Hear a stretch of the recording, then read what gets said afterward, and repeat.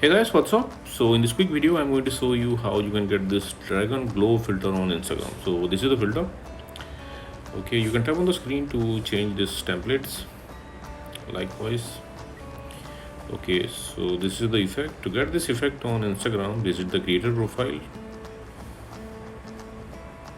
Boist is the creator of this effect. You can follow him to unlock all his filter to your Instagram camera tray. So check in his filter gallery. This is the filter dragons. Tap on it and you will see this preview. From here you can save it to your Instagram camera tray and you can tap on try to try the filter. Okay, and suppose you are not getting the effect like this, then what you can do,